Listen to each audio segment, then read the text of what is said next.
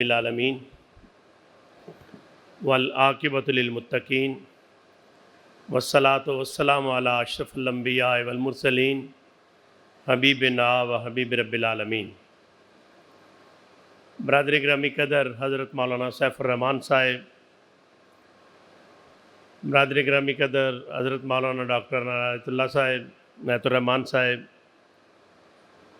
واجب الاحترام سردار صاحب امیر ضلع اٹک، اور میرے بہت ہی قابل قدر رفقاء اور عزیز نوجوانوں،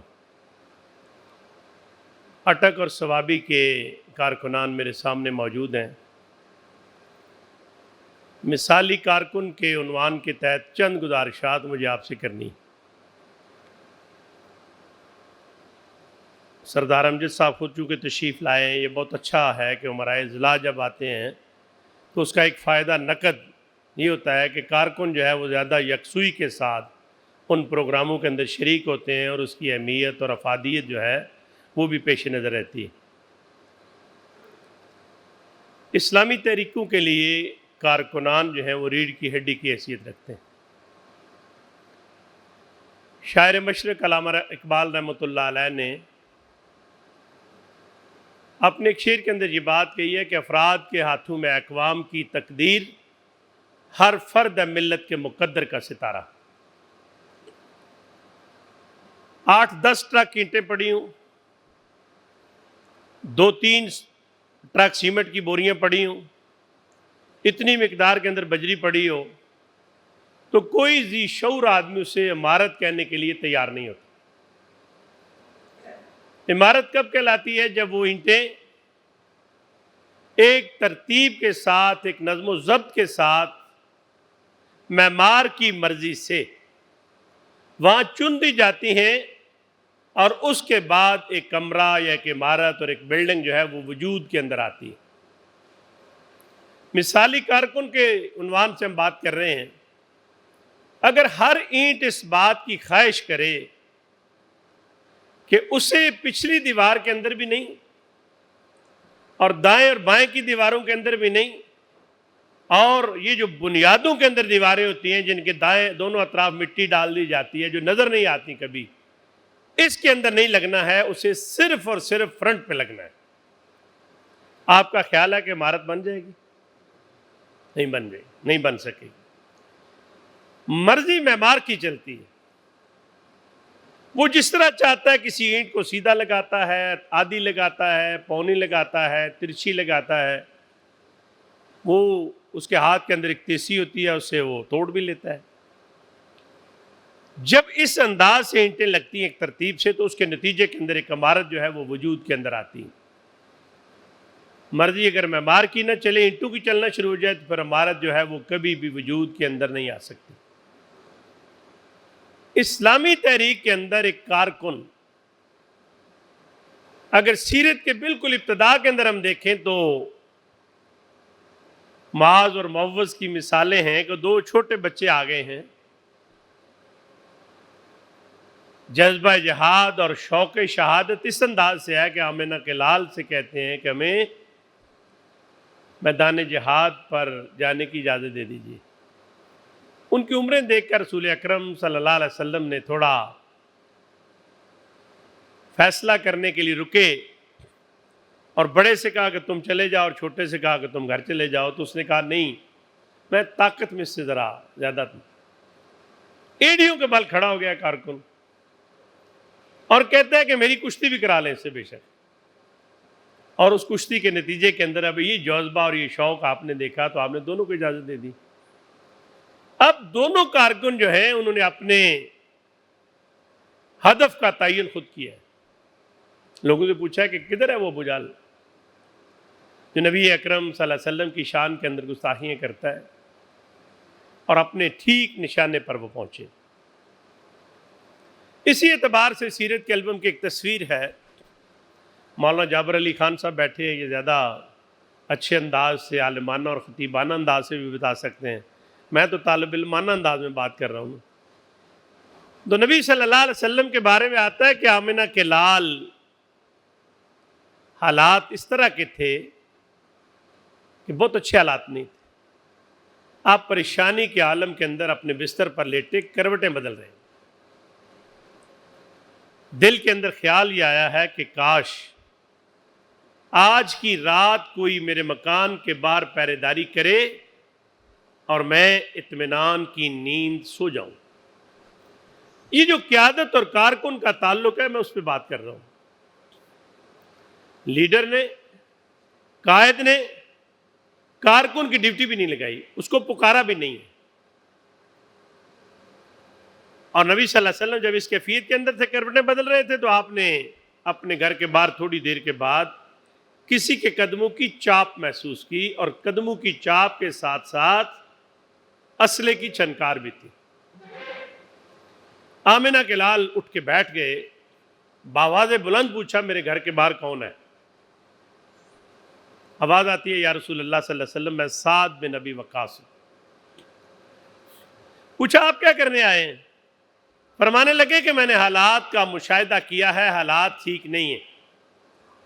میں نے از خود اس بات کا فیصلہ کیا ہے کہ آج کی رات میں آپ کے گھر کے باہر پہرے داری کروں تاکہ آپ اطمینان کی نیند سو جائیں. یہ قیادت اور کارکن کا تعلق. قائد نے بلایا نہیں ہے، کارکن نے خود فیصلہ کیا. اور یہ ایک موقع نہیں ہے سیرت کے البم میں، درجنوں ایسے واقعات ہیں جن کو بیان کیا جا سکتا ہے. حضرت ام عمارہ زخمیوں کو پانی پلا رہی تھی، یہی ڈیوٹی تھی ان کی.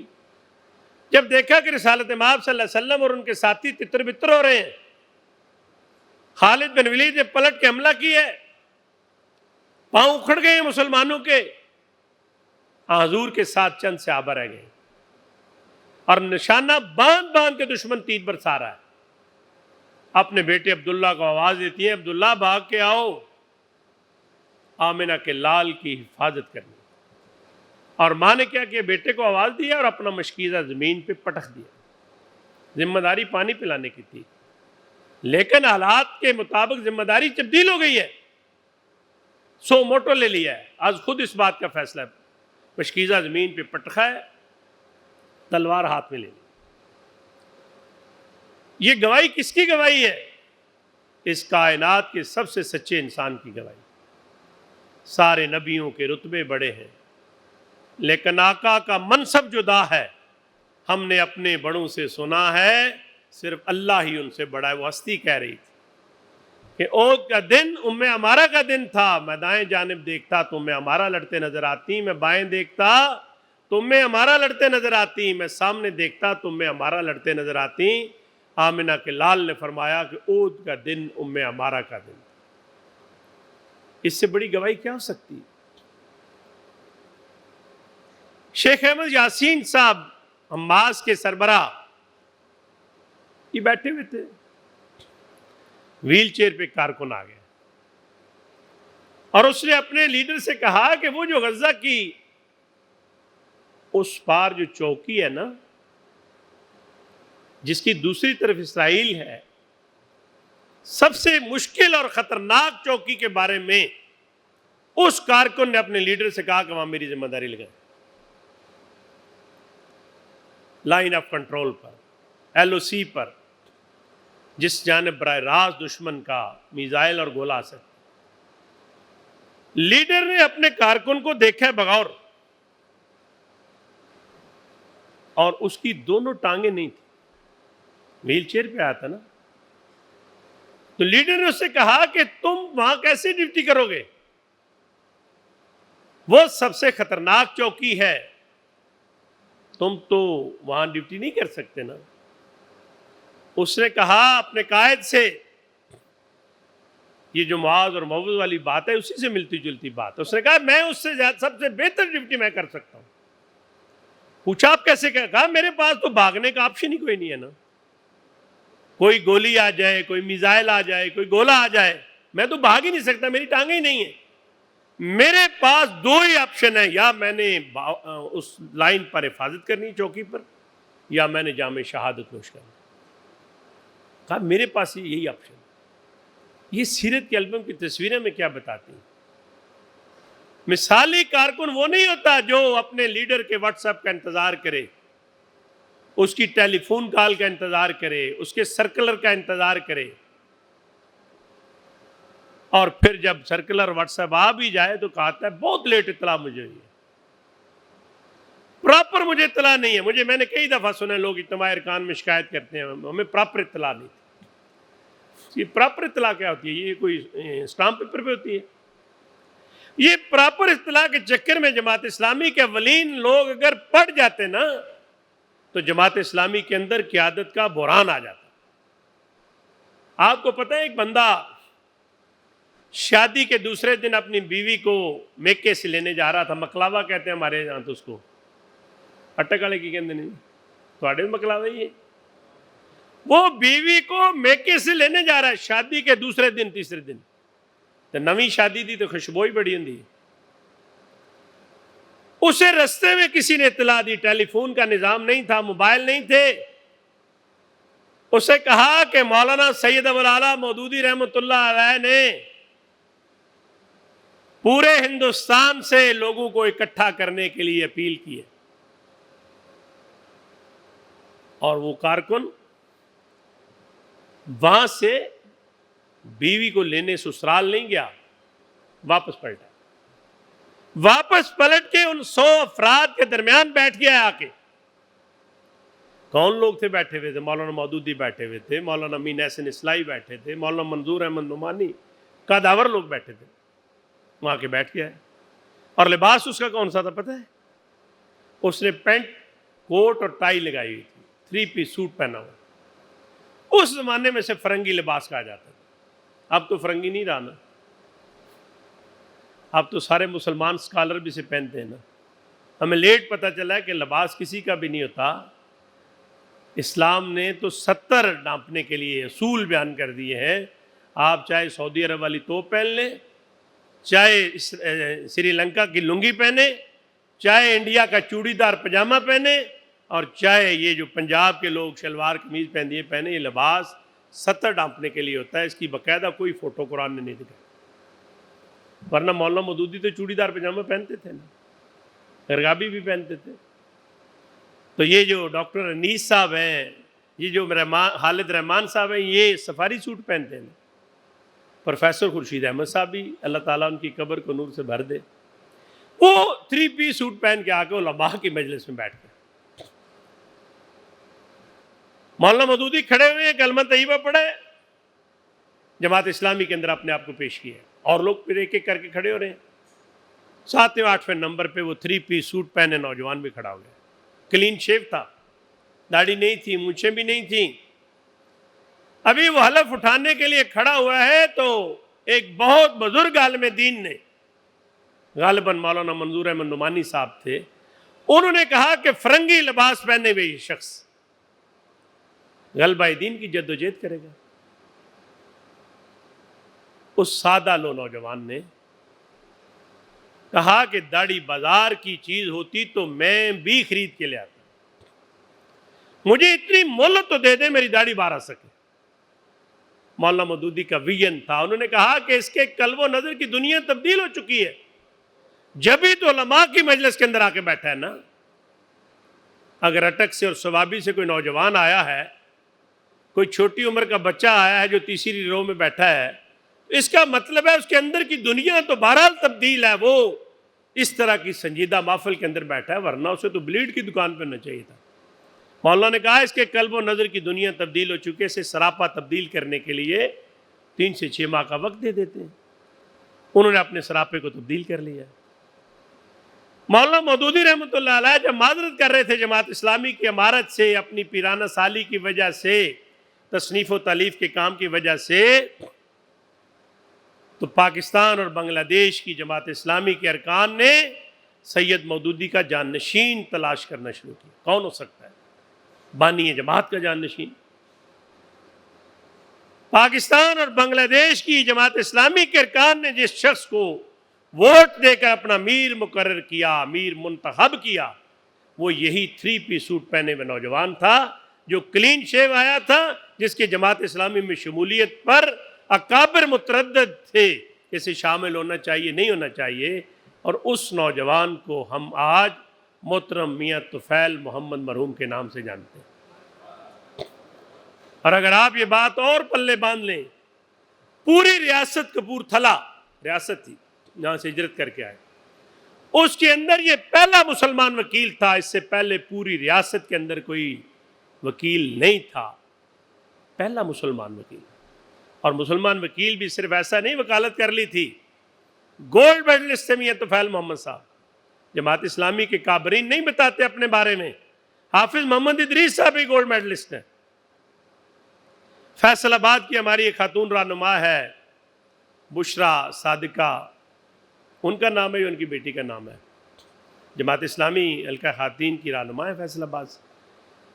ایک کانویکیشن میں دیکھ رہا تھا کہ ایک بچی مکمل ساتر لباس اور حجاب کے اندر، دوپٹے کے اس کے برقعے کے اندر آئی، اور وہ جو اس وقت کا مہمان خصوصی تھا، وزیر اعظم ہوتا ہے، صدر ہوتا ہے، گورنر ہوتا ہے، اس نے اس باحجاب بچی جس نے برقع پہنا ہوا تھا، جماعت اسلامی کی خاتون رہنما کی بیٹی تھی، MBBS اس نے کیا تھا، میڈل ڈالتے ڈالتے وہ تھک گیا. پتہ کتنے میڈل اس کے گلے میں ڈالے گئے؟ گولڈ میڈل کتنے؟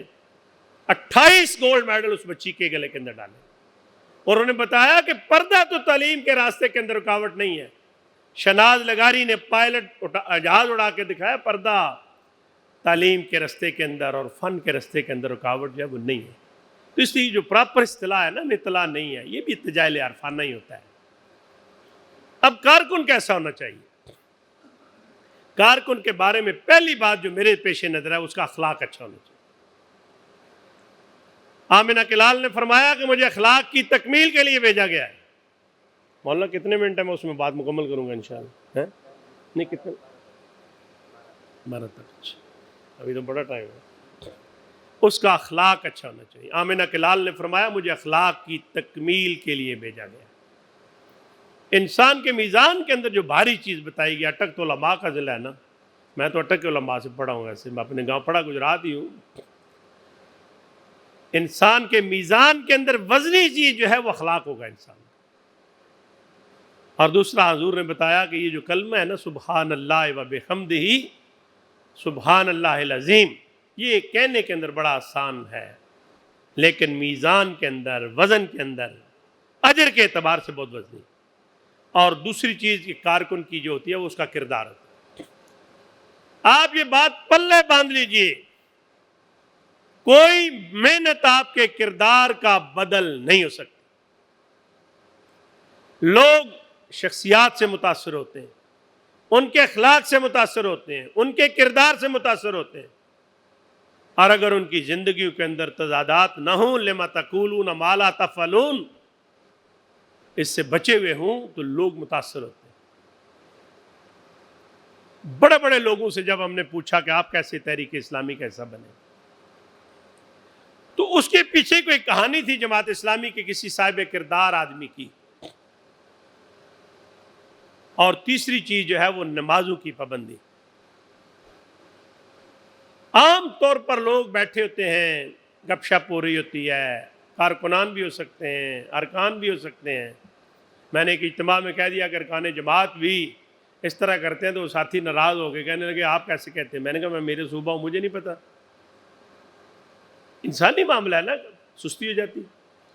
لیکن میں سمجھتا ہوں کہ نماز کے معاملے کے اندر میں نے جن دو شخصیات کو آئیڈیلائز کیا جماعت کے اندر، ایک میاں طفیل محمد صاحب ہے، اور دوسرے آپ خود جان گئے ہوں گے، دوسرے سید منور حسن صاحب. ان کو جب میں نے نماز پڑھتے ہوئے دیکھا تو سچی بات ہے خدا یاد آ جاتا.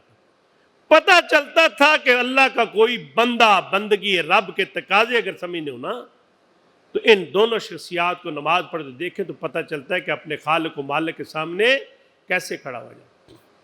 یہ تو اگر کسی صحرا میں نماز پڑھتے تو عین ممکن ہے کہ ان کے شانوں پر پرندے آ کے بیٹھ جاتے. کوئی درخت ہے جو ساکن کھڑا ہے، ہلتا جلتا بھی نہیں.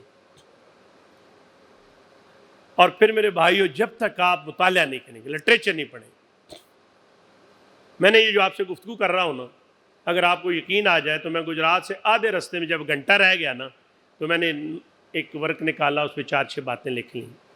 باقاعدہ میں نے آپ کے اس پروگرام کے لیے کوئی چیز نہیں پڑھی.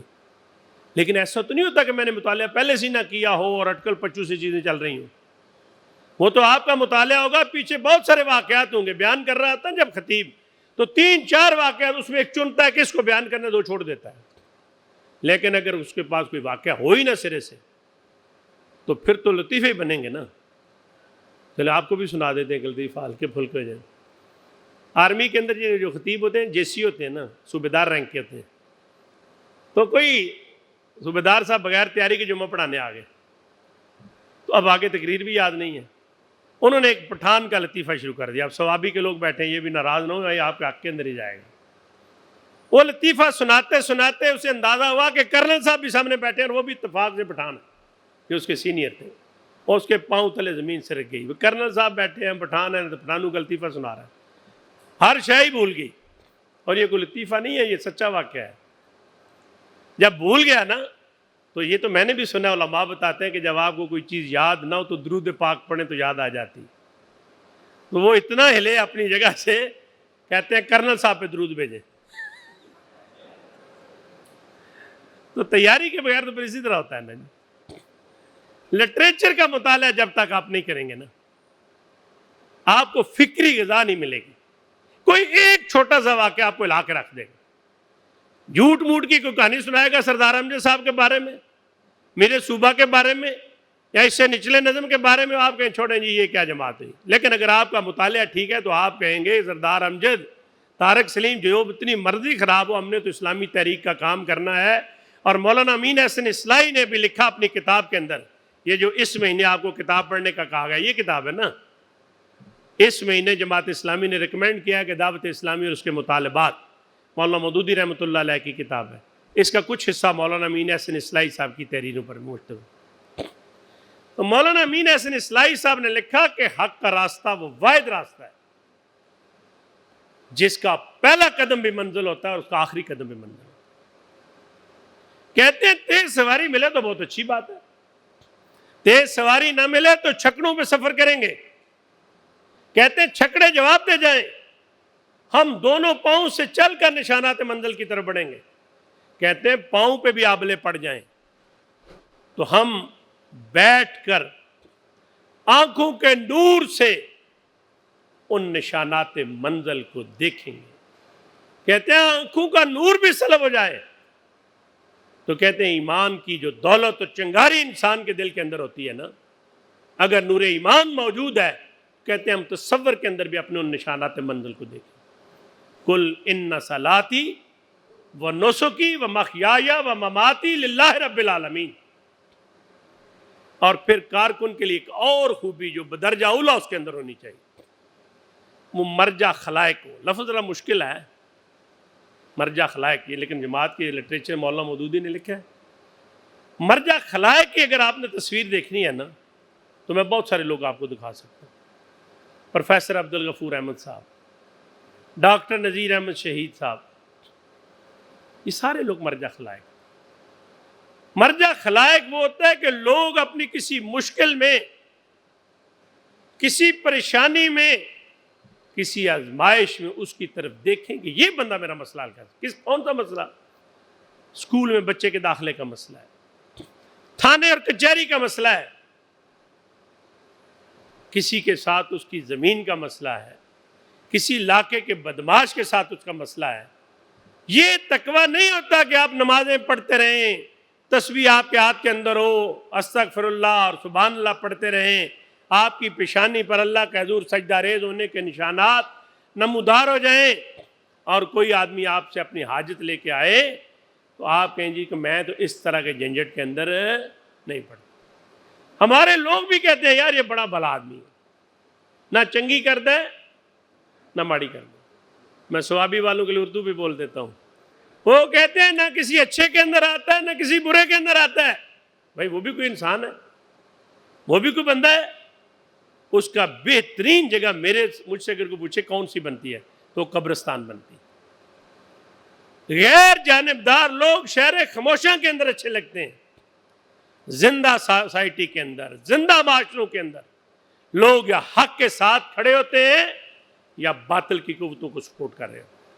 لوگ یا حسین کے ساتھ کھڑے ہوتے ہیں یا جدیدی ذہنیت رکھنے والے لوگوں کے ساتھ کھڑے ہوتے ہیں. مسئلہ یہ ہے کہ ہم نے عالم اسلام کی بڑی بڑی قربانیوں کو بھی بہت چھوٹے موضوعات کے ساتھ جوڑا ہے. میں رات کو جلال پور جٹا کے اندر تھا, ایک پروگرام تھا شہادت حسین کے حوالے, تو مجھے ایک ساتھی نے کہا کہ آج آپ نے بالکل نئی بات کر دی. میں نے کہا کہ یزید ایک کریکٹر کا نام ہے, بندے کا نہیں. کوفہ اور کربلا ایک جگہ نہیں ہے. یزیدی کردار آج بھی پورے معاشرے کے اندر موجود ہے, اور جو شخص انسانوں کی گردنوں پر سوار رہنا چاہتا ہے, انسانوں کو انسانوں کا غلام بنانا چاہتا ہے, اللہ کی حاکمیت کی بجائے اپنے ڈیرے اور اپنا نظام ان پر مسلط کرنا چاہتا ہے, یہی یزیدی ہوتی ہے. جو انسانوں کو انسانوں کی غلامی سے نکال کر انسانوں کے رب کی غلامی میں دے, یہ حسینیت ہوتی ہے. اس لیے کارکن جو ہے اسے مرجع خلائق جو ہے وہ بھی ہونا چاہیے. میرے بھائیوں, سچی بات یہ ہے کہ مثالی کارکن اسلامی تحریک کے, اگر آپ اسلامی تحریک کو روز اول سے جب حضور نے اپنی دعوت کا آغاز کیا, اعلان نبوت فرمایا ہے, لوگوں نے اپنے قلب و نظر کی دنیا کیسے تبدیل کیا. میں ایک آدھ واقعہ بیان کر کے اپنی بات ختم کرتا ہوں. برادر گرامی قدر بلال قدرت بٹ صاحب تشریف لے آئے ہیں, کہتے ہیں پانی آ جائے تو پھر تیمم نہیں کرنا چاہیے. ویسے بھی ماشاءاللہ بہت اچھے پرجوش خطابت کریں گے, آپ کے دلوں کو بھی گرمائیں. تو اولین جو دعوت کا آغاز ہوا تھا اس کے اندر ایک کارکن کی تصویر دکھاؤں آپ, اگرچہ اس زمانے میں فوٹو نہیں بنتے تھے. نبی صلی اللہ علیہ وسلم کے ایک جان نثار ساتھی ہیں, ان کا نام ہے مصعب بن عمیر. وہ حضرت ارقم کے مکان میں جا رہے تھے, کسی نے دیکھ لیا, اور دیکھنے والے نے ان کی ماں کو جا کے بتایا کہ تمہارا بیٹا جو ہے نا, وہ اس کو ہم نے دار ارقم جاتے ہوئے دیکھا ہے. اور دار ارقم میں مسلمان اکٹھے ہوتے تھے, حضور کے ساتھی اکٹھے ہوتے تھے. ماں نے اپنے بیٹے کو اپنے پاس بلایا اور بیٹے سے کہا کہ بیٹا, میں نے سنا کہ تم نے باپ دادا کا دین چھوڑ کے دار ارقم جانا شروع کیا ہے, ایسا کرو کہ واپس آ جاؤ باپ دادا کے دین. بیٹے نے کہا امی جان, میں نے جس ہستی کی غلامی اختیار کیا وہاں سے تو واپسی کا کوئی راستہ نہیں ہے.